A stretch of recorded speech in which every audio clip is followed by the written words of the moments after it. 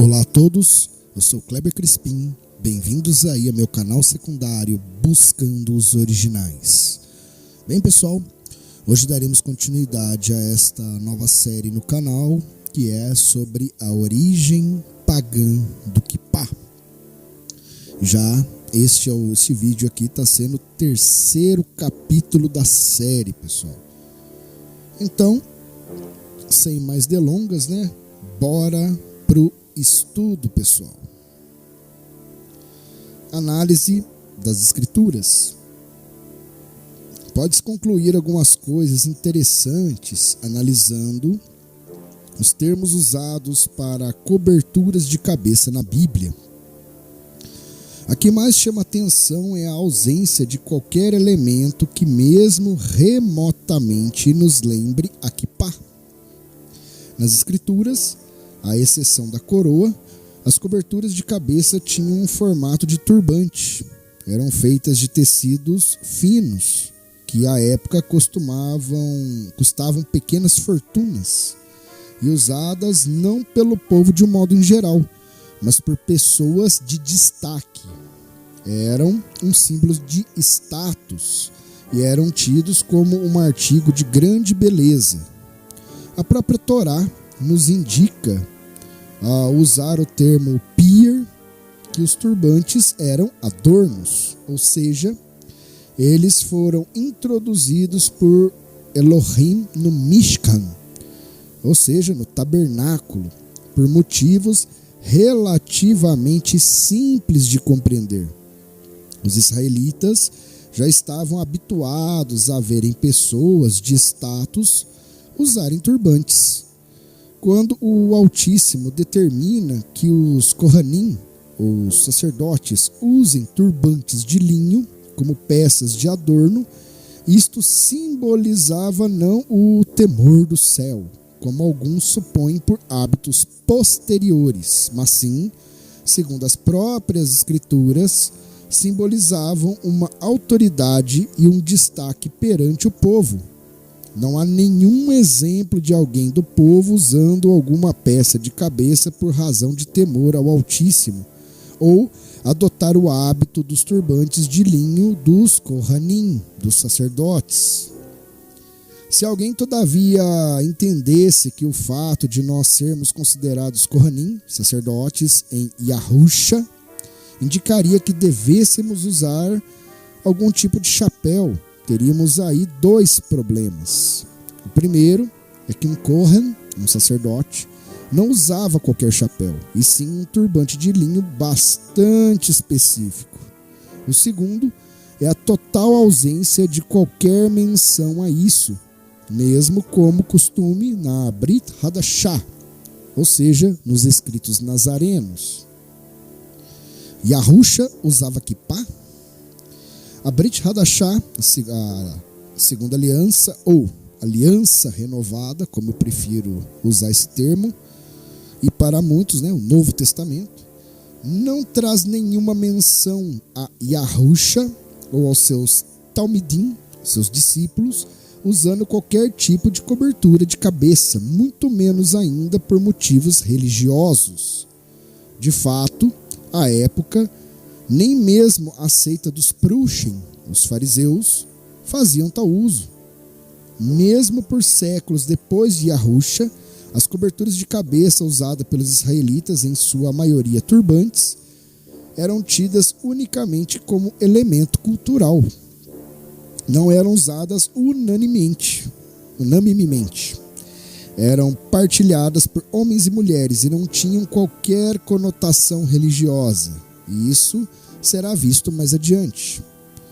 Sobre os tempos de Yahusha, o rabino Shamuel Safrai, professor emérito da história judaica do período talmúdico e mishnaico da Hebrew University, afirma: é certo que Yeshua, um israelita residindo na terra de Israel no primeiro século, não usava uma quipá, um solidel.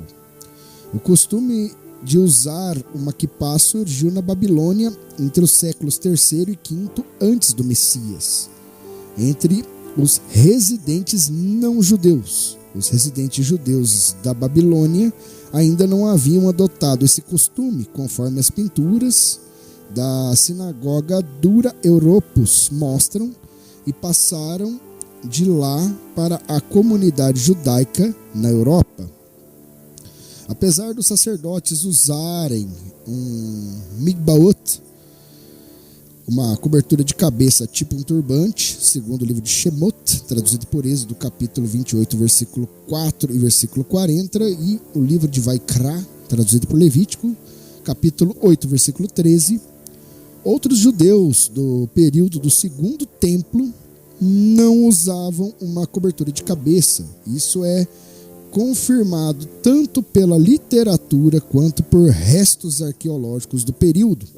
Por exemplo, as gravuras no Arco de Tito em Roma, que representavam a procissão da vitória em Roma, logo em seguida a conquista de Jerusalém no ano de 70, que consolidou aí, a destruição do Segundo Templo, o Templo de Herod o Grande, mostram os judeus cativos de cabeça descobertas.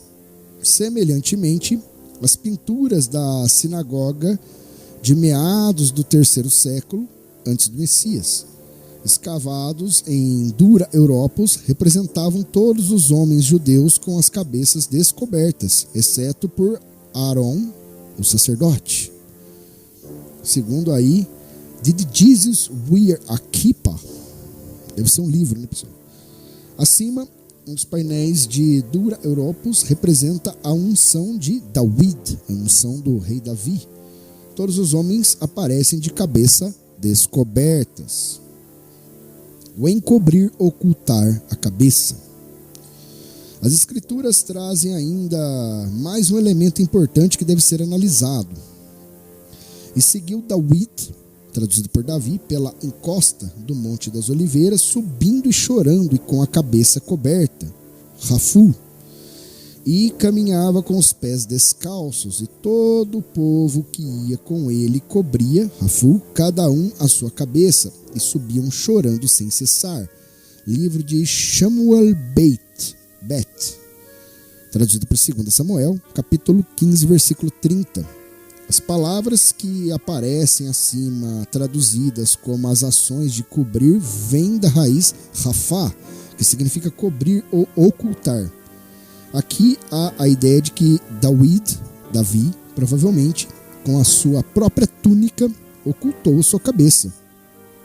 Alguns chegam a tentar apontar essa passagem como evidência de que se deve orar com a cabeça coberta. Todavia, o que acontece aqui, nesta narrativa, é algo bastante específico. David estava amargurado e humilhado. Ele sabia que por conta de seu pecado, Absalão, seu próprio filho, se voltou contra ele, tanto que logo em seguida Hushai se encontra com ele, com terra sobre a cabeça e roupas rasgadas.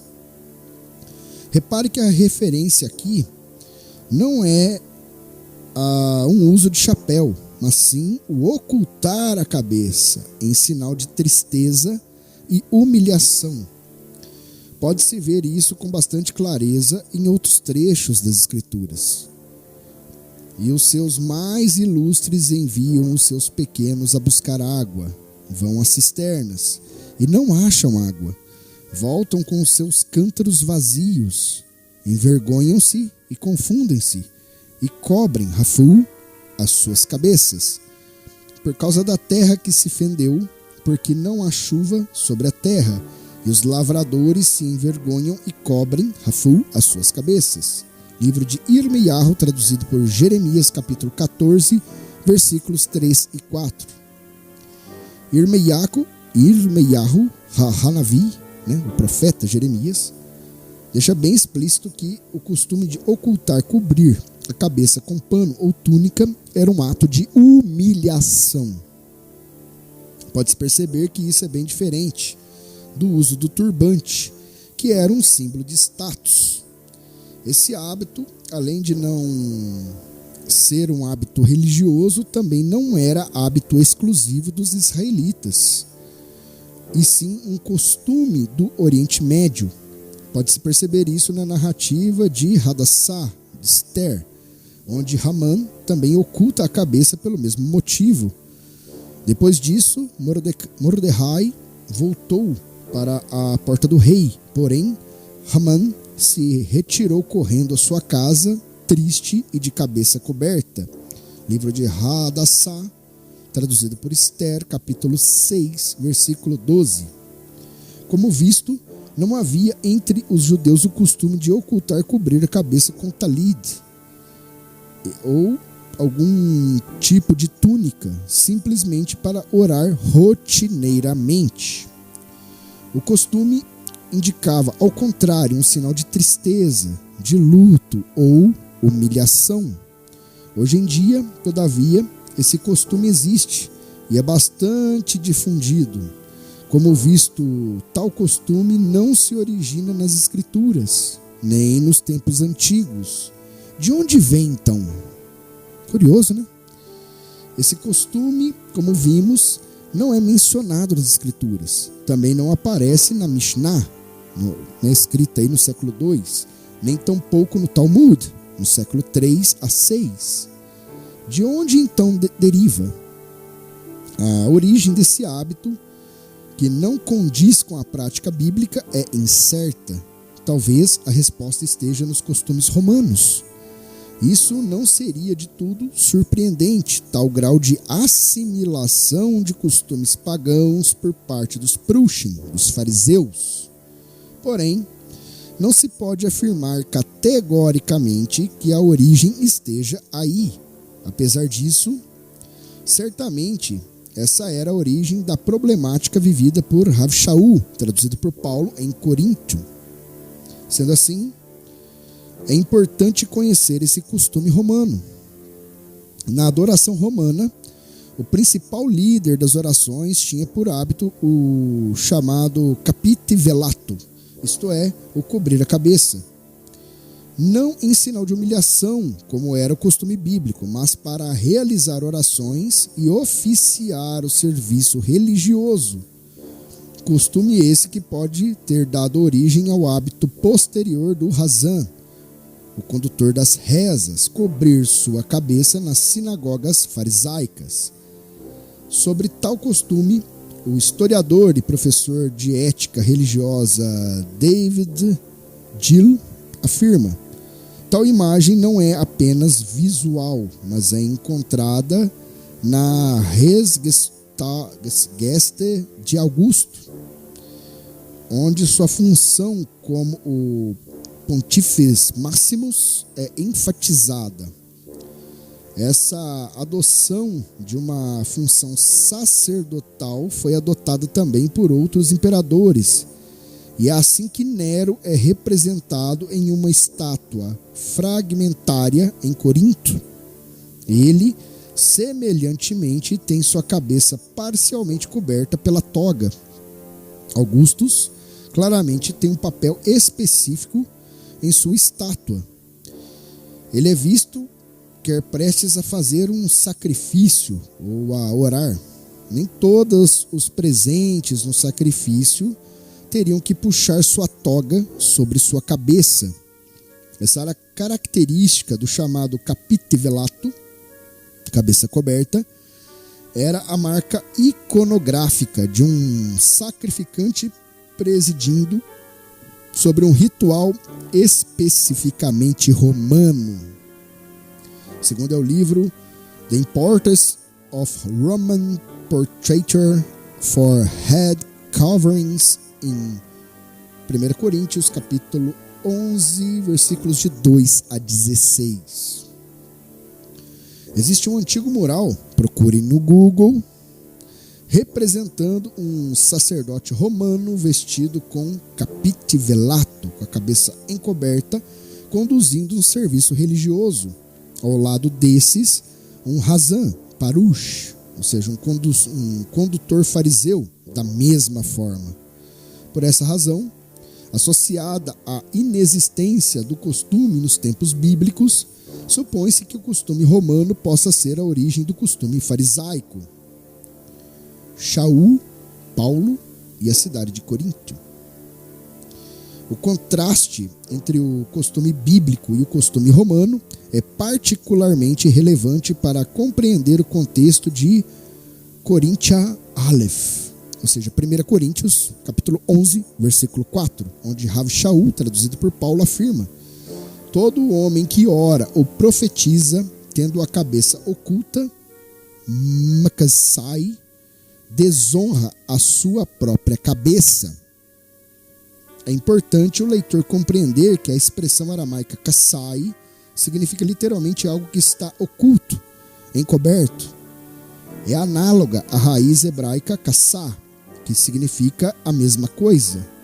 Um exemplo dessa raiz pode ser visto em Bereshit, o livro de Gênesis, capítulo 24, versículo 65, com Rikvá, Rebeca, quando se aproxima de Isaac. Então tomou ela o véu e cobriu-se. Ticas. O que fez Rivka, Rebeca, aqui? Tomou um véu e ocultou-se, como era costume nupcial na região do Oriente Médio. Aliás, costume que influencia até as práticas ocidentais da atualidade. Pode-se ver ainda um outro uso do termo. Quando partir o arraial, Aaron e seus filhos virão e tirarão o véu da tenda, e com ele cobrirão Vehishu, a arca do testemunho. Livro de Bamidbar, traduzido por Números, capítulo 4, versículo 5. A arca era literalmente encoberta pelo véu que ocultava. Há muitos outros usos do termo, como por exemplo o das águas cobrindo o mar, segundo o livro de Eshaiah, traduzido por Isaías, capítulo 11, versículo 9. A glória do Eterno cobrindo Sinai, segundo aí o livro de Shemot, traduzido por Êxodo, capítulo 24, versículo 16. O Altíssimo cobrindo os olhos das pessoas, segundo aí o livro de Yeshayahu, traduzido por Isaías, capítulo 29, versículo 10, e assim por diante. O importante aqui é percebermos que a raiz traz sempre a ideia de um encobrimento que oculta, ou seja, pode-se entender que Shaul, Paulo, era contra o uso de chapéus, turbantes e etc. Pode-se ainda supor que essa passagem é contrária aí ao uso do kippá? A resposta é não. O termo aqui não se aplica de forma alguma a qualquer desses elementos, e sim ao ato de encobrir a cabeça, como quem coloca um véu. Sequer faria sentido que Shaul, Paulo, considerasse esse costume condenável, visto que não apenas o costume do uso de turbantes aparece nas Escrituras, como era comum também em meio a muitos povos da região. Não faria sentido, portanto, o escândalo como tal coisa. Shaul, Paulo, também não poderia estar se referindo a kippá. Por mais que essa última seja de origem pagã, esse costume não existia naqueles tempos, conforme será abordado mais adiante. Para entender Shaul, Paulo, é simples. Basta relembrarmos o que a Bíblia diz acerca desse ato. Como vimos, os homens encobriam suas cabeças em sinal de luto, vergonha ou humilhação. Seria, portanto, um grande choque para qualquer israelita da época ver homens orando com as cabeças encobertas. Imediatamente, um israelita pensaria que aquela congregação estava clamando por ter cometido um grande pecado ou estaria entristecida com algo que lhe ocorrera. Vale relembrar que os israelitas dos tempos bíblicos costumavam compreender que, se uma catástrofe havia lhes afligido, era em razão de terem dado brecha por razão do pecado. Corinto tinha um alto número de convertidos não israelitas de origem e certamente tais pessoas teriam estado habituadas ao costume romano do capite velato. Além de ser interpretado como um ato de humilhação, ainda poderia ser confundido com o costume das mulheres, que usavam véu regularmente nos serviços religiosos. Observando esse contexto, fica fácil compreender o que Paulo queria dizer. A conclusão da instrução de Paulo é exatamente a mesma que alguém teria de ler o Tanar, né? A primeira aliança, ou Aliança Eterna, ou Antigo Testamento. Não se deve cobrir ou ocultar a cabeça, exceto quando se está humilhado, entristecido. Isso inclui o uso do talid para cobrir a cabeça, para fazer orações que, como visto, é muito posterior aos tempos bíblicos e pode até mesmo ter sua origem no costume pagão de Roma.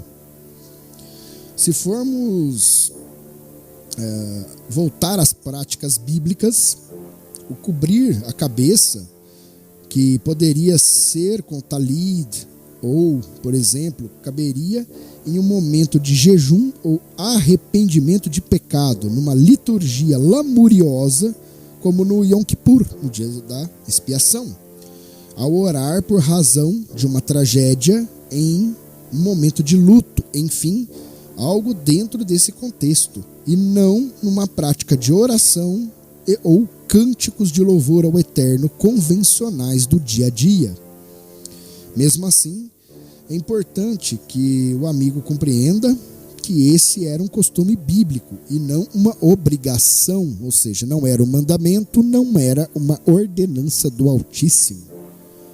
A Bíblia jamais instrui que alguém que esteja se sentindo humilhado, triste ou envergonhado é obrigado a cobrir-se com um manto. Tal prática, sendo assim, é totalmente opcional e fora da Torá do Altíssimo. Bem, pessoal, terminamos essa terceira parte por aqui, para o vídeo não ficar muito comprido, né, não ficar muito longo. E até aqui o que a gente vê é justamente isso, né?